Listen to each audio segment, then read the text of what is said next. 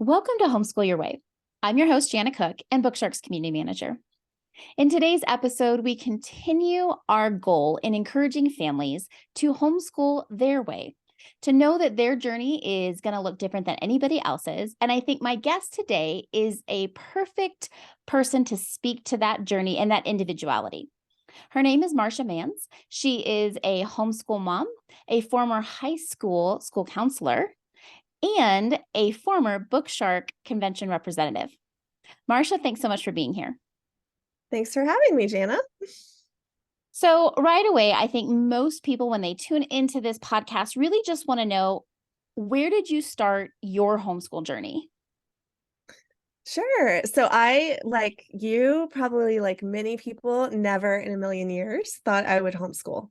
It just never crossed my mind. I grew up in public schools. Had a positive experience. I obviously worked in a public school for many years. And so I just, didn't think it was even on my radar. When my oldest was 4 and we were starting to look at schools, there were just a couple of concerns with our local public school. And I was talking to my husband one day and he was like, maybe we should homeschool. And I said, we? You mean me homeschool? Are you kidding? Like, that's probably not a good idea. But the seed was planted with that. And after looking into it, Colorado, where I'm based, has an incredible opportunity for families to do 1 day a week enrichment programs. I also offer a curriculum library where you can check out materials for the year. And so I felt like, okay, this is doable. Like I can do 4 days if I have that that day off. That's how I was introduced to Bookshark, is through their curriculum library. And so it just it all came together, and we've been doing it ever since. And I think we're on year 7 now. So it's been a really good journey for our family. And how many children are you homeschooling, Marcia? I have 2 kids. One is 12 and the other is almost 10. It's always different dynamics, different years, even different days, right? As we are on this journey, sometimes just barely scraping by, and other times we feel like we're thriving. And I always say, like a Disney movie, the birds are chirping and the stars are aligning. And then, you think that the rest of your week's going to end up that way. And it just doesn't necessarily pan out that way. True. Very true. So you bring a very unique perspective to the homeschool community. What is the service that you now offer homeschool families? So Colorado, like many states, has a standardized testing requirement and of homeschoolers. And that's, in our state, it's every other year starting in 3rd grade. And standardized tests definitely have their purpose. But for a lot of families, it might not be the best option. And so we actually have the opportunity in our state, and I know in many states, to have a teacher or a licensed educator do an evaluation instead of that standardized test to meet the requirements. And so I had a neighbor who was homeschooling her son, and he has dyslexia and has some challenges, and he was starting homeschool his 3rd grade year, which is the testing year. And we were talking about it, and a standardized test would not be helpful for their family. A standardized test has its purpose, and it's good to practice. I'm not against standardized testing at all. For some families, it's discouraging. That the point of an evaluation is to be able to look at the individual student and see, okay, what have they done this year, just compared to themselves, not comparing themselves to anybody else.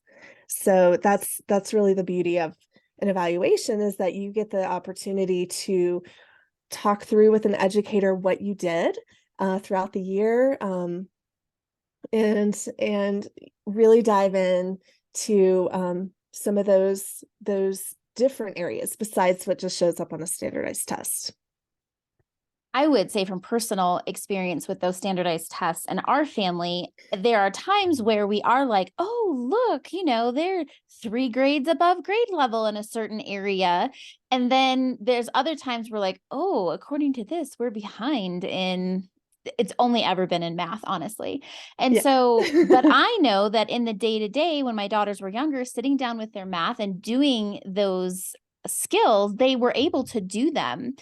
So many people are not good test takers. I mean, we have seen this time and time again, from children to adults. There's test anxiety. I mean, there's so many things. Like you said, learning disabilities are going to affect then how much time they take. Did they get all the answers in before the time was up? There's so many different aspects of that really has nothing to do with what they have learned that year or what they're being educated with. So this opportunity to do an evaluation versus a test, like you were saying, it really captures the whole year versus just a sometimes 2-day intense 3.5, 4-hour days of testing. Like, who wants to ever do that?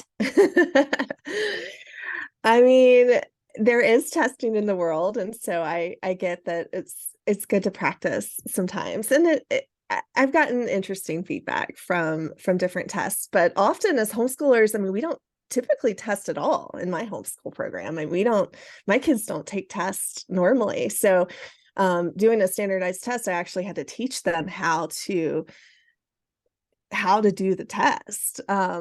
Just the instructions, were confusing. So it has its merits. I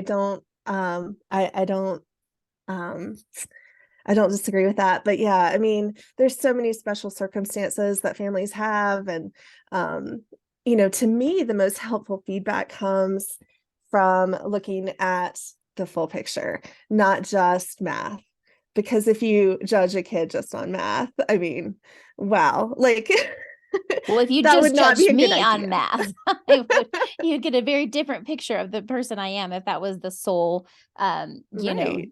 denominator in what you were judging me on. I think Yeah. too, when we talk about, especially with Bookshark being a literature-based curriculum, when you're reading through these books, when you are delving into cultural and, ideas and geography and different things, like that's not necessarily going to be captured in a test, right? Like, my child may not be able to answer a question or a set of questions on a test that maybe other kids could answer. But man, if you started asking them about China when we were going through the Eastern Hemisphere, and what they could tell you and what they had learned was so much more in depth than, a snapshot of questions about social studies in a standardized test.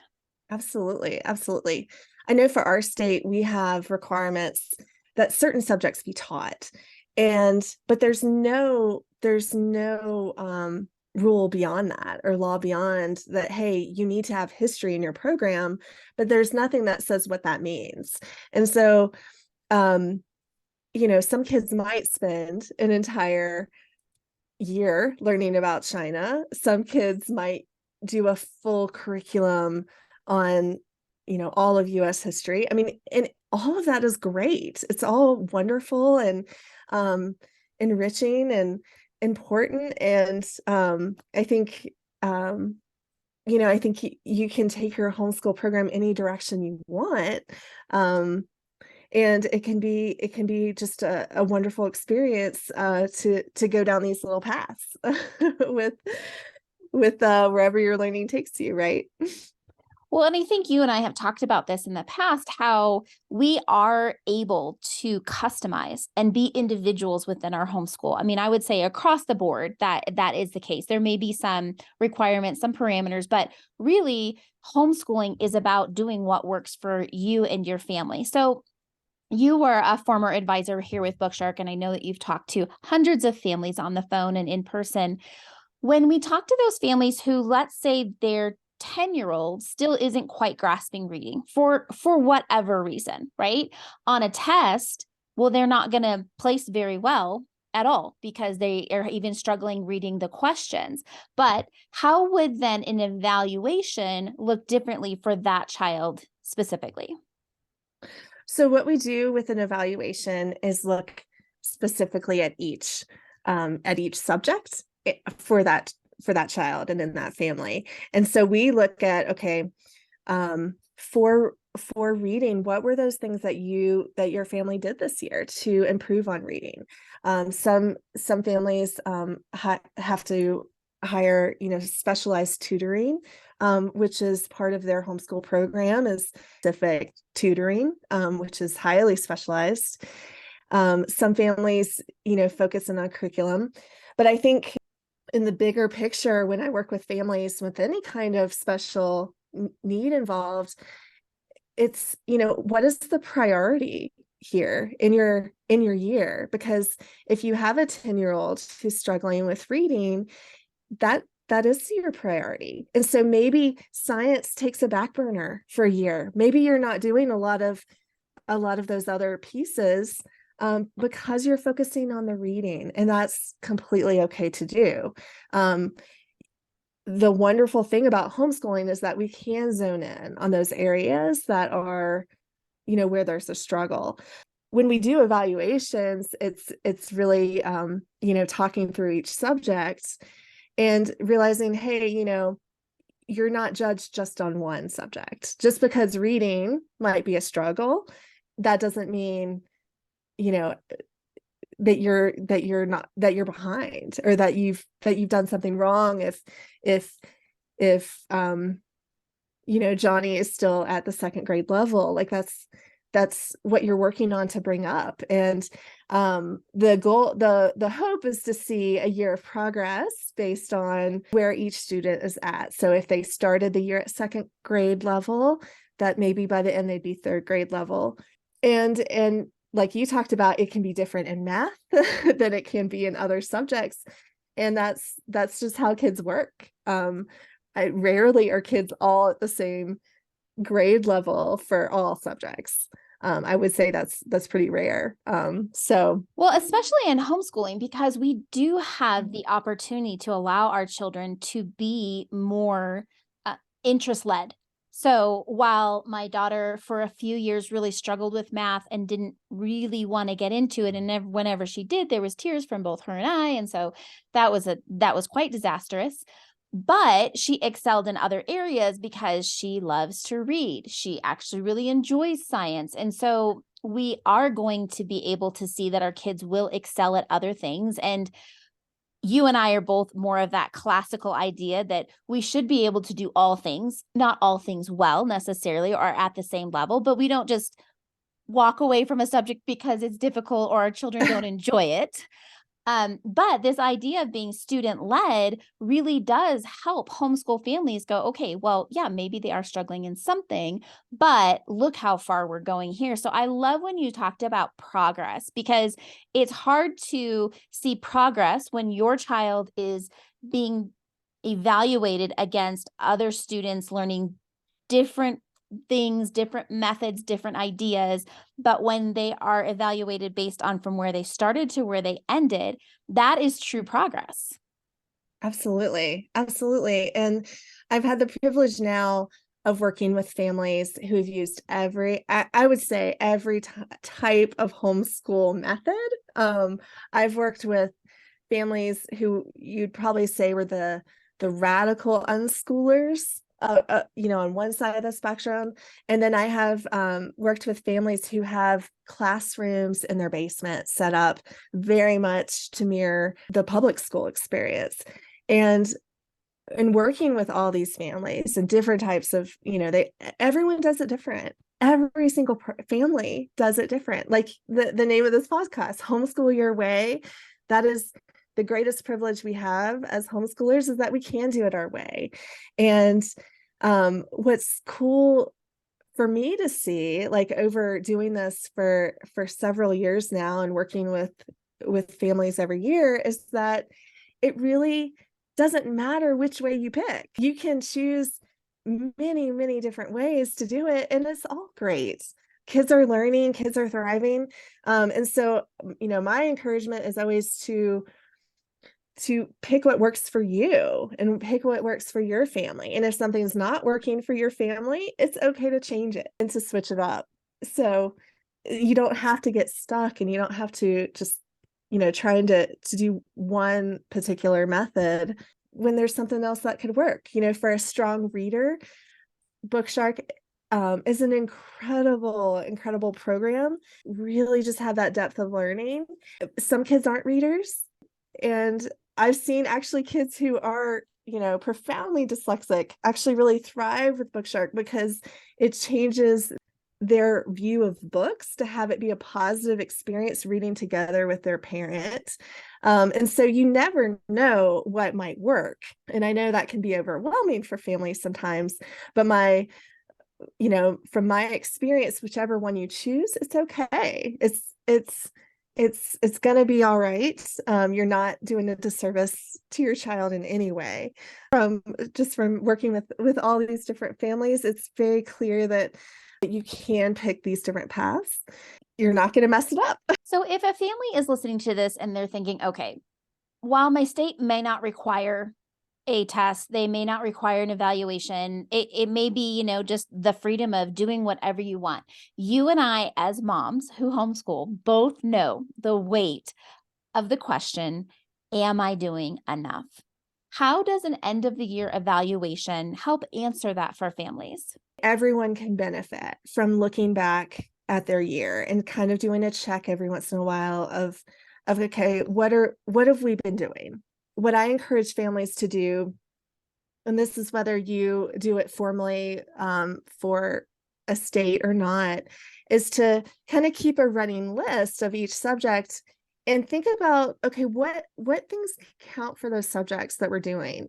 Because it's not just the curriculum that's providing learning throughout the year for your kids. It's also all the other things that you do, the books that are read, the cool documentaries that you see on TV, all these, the field trips that you do, the trips that you take as a family, you go out of state to see grandma and in another state, and you get the chance to go to a museum there. All of those things, when you start putting it down on paper, and when you kind of, if you keep a running list of those things, it's really amazing to see, hey, we are doing enough. Like, we do a lot more than we think we do. We do more. We don't give ourselves enough credit for all the things that we're doing just as part of our daily lives.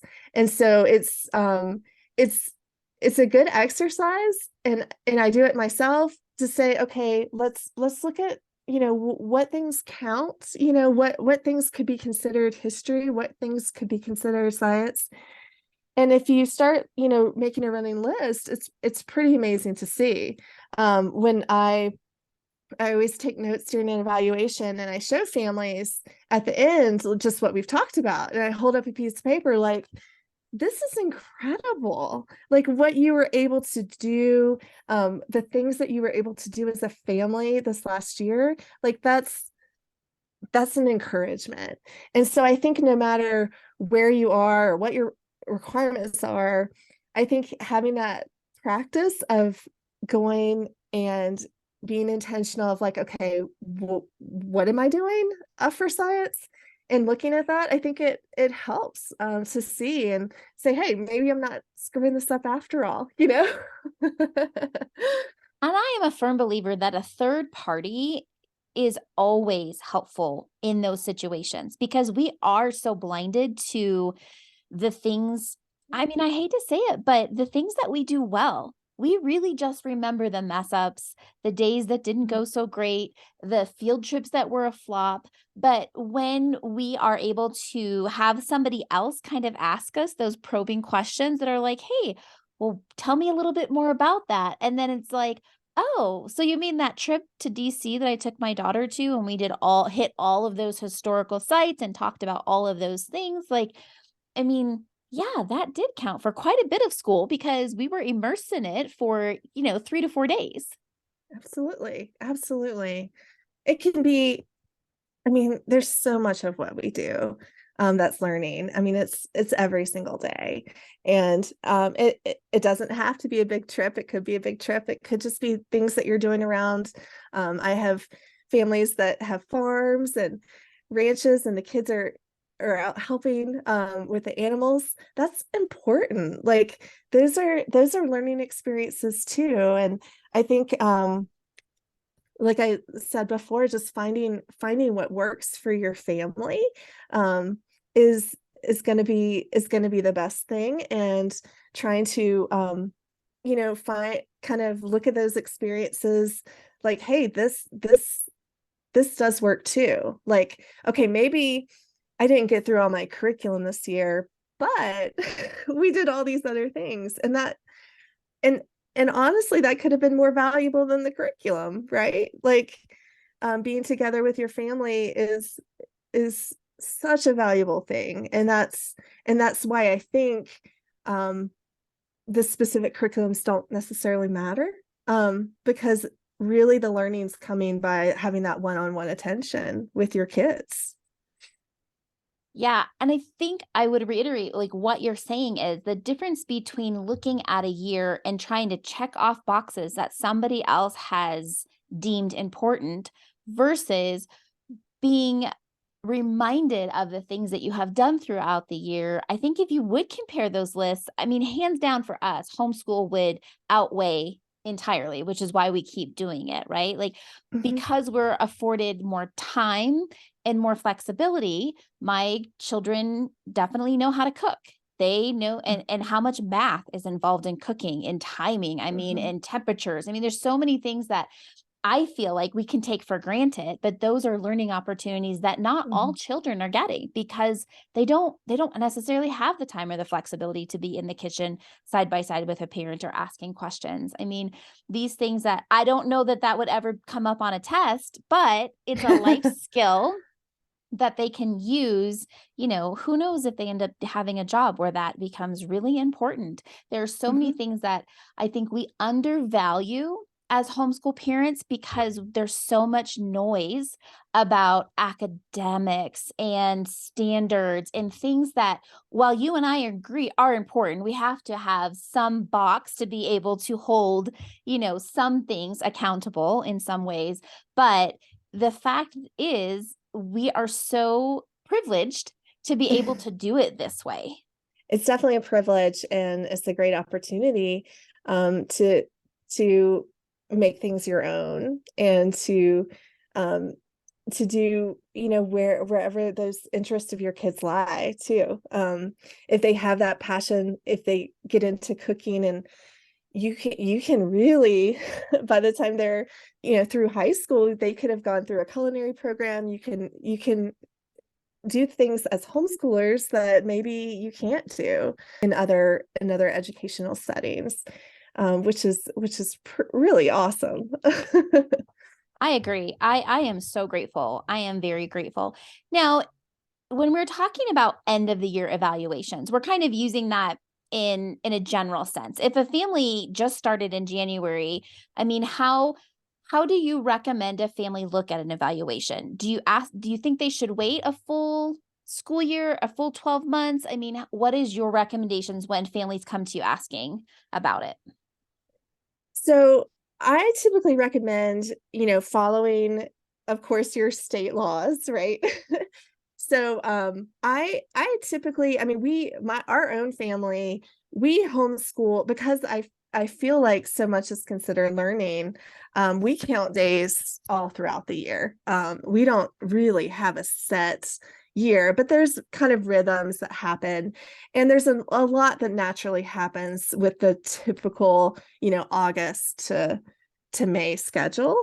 And so usually, I recommend people just going with the normal school year as far as paperwork is concerned, but you have the freedom as homeschoolers to do whichever grade level or whatever you're wanting to do within that.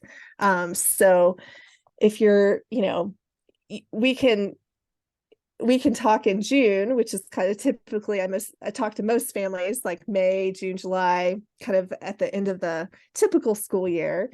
But if that family is not through all their material, that's totally okay.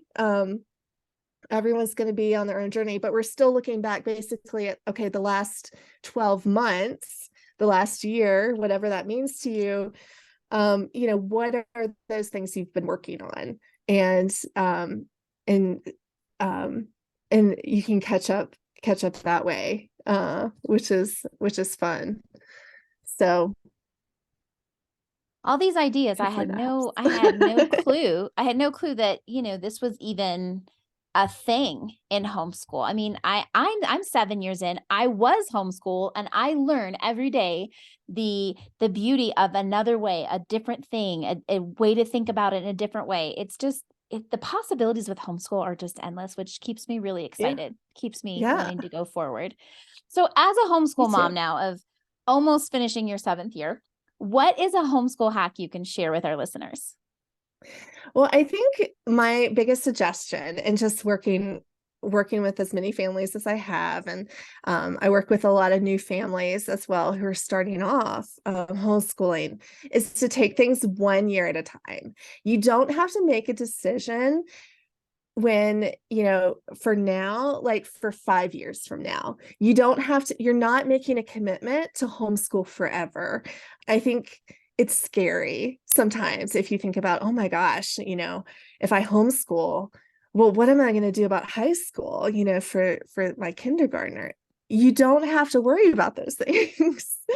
Like, it's I am naturally someone who I have to be honest, I wrote down, like, I kind of planned like 6 years, like in advance.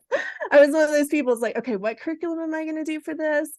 But you know, it changes, things change, and you want to have that flexibility, which is the greatest perk of homeschooling.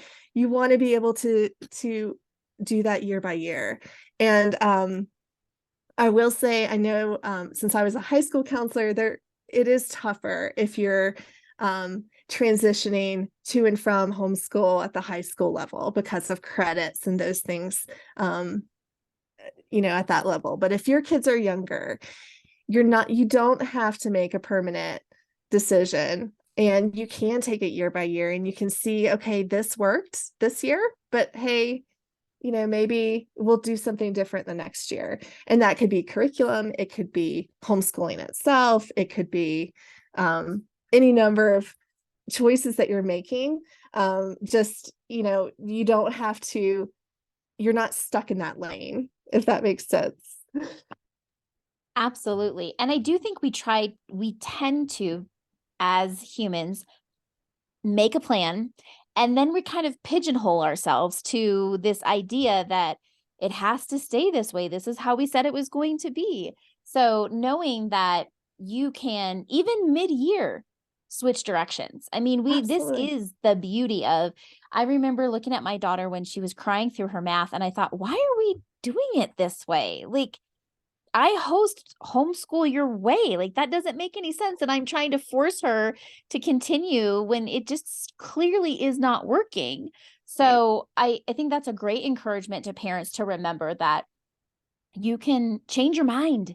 You Yeah, can realize that it's not working, that there is something better, that a different way, a different habit. And so I really appreciate that honesty, because I think we do kind of, not only are we jumping off the cliff to do something that is a little more normalized now than it was years ago, but we're still a minority group, and we're kind of going against the grain, and we have all of these social pressures. The first thing people want to know is, well, how do they socialize? And how do you know that they're keeping up with their peers? It's like, people who would never ask you that if your kids were in public school, which is just right.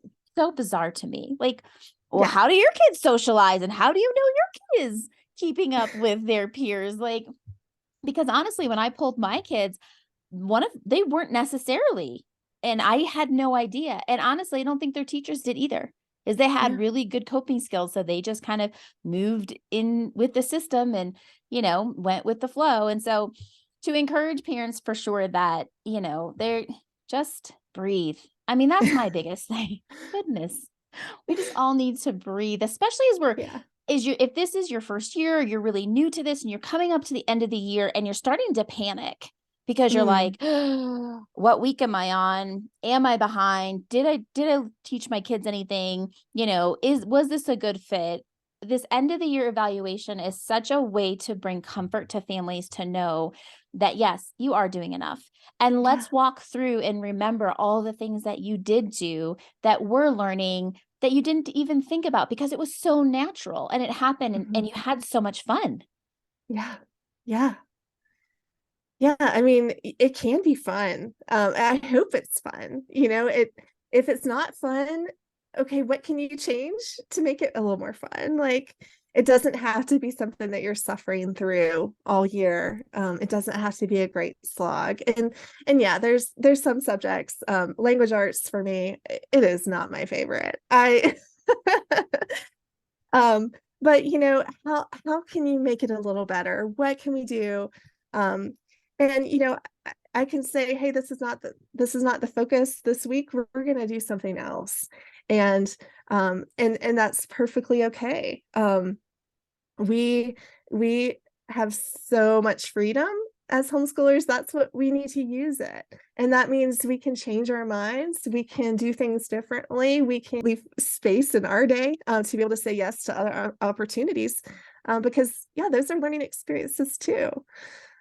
So Yeah. it's a wonderful freedom that we have. I would say a homeschool hack for those who don't like language arts is Mad Libs. I have to tell Ah, you, doing Mad Libs as a kid really helped me understand adjectives and adverbs and pronouns and nouns and verbs. Like, it's so silly. And I still enjoy Mad Libs even to this day, which is a little ridiculous, I suppose. thank How you for that hack. You're welcome. Tell me how it works out for you. If a listener is really excited about the things that you're saying and they want to reach out to you and say, "Hey, talk to me more about homeschool evaluations." What would be the best way to do that? Probably the best way is just through my email account, Marcia Manz, MarciaManz @gmail.com. Usually email is the best way to get in touch with me, and we can put that in the notes. But it's I love to talk to families. I do a lot here at the end of the year, but it's really can be an ongoing conversation of, hey, what can I do? What can I do differently? Or, hey, I'm struggling with this one piece. And I see a lot of what I do as just encouraging people. I want to encourage families out there that, hey, you know, it's okay to reset and do it differently. So I'm happy for people to send me an email, but especially if you're in Colorado, but otherwise, I think it's good to reach out in your Facebook groups for your particular state. Find evaluators that are homeschool moms themselves, if possible. It's really, I think, beneficial to talk to someone else who's going through it as well, and has that experience. And I think that can be really encouraging for families to have that someone to talk to and ask questions of. Well, I want to thank you for what you are contributing to the homeschool community here in Colorado and to our Bookstart community in the past and hopefully in the future. I want to thank you guys for listening today. We will put Marcia's information in the show notes, and we also want to encourage you that you can definitely find homeschool evaluators in your local area too. Until next time, bye-bye.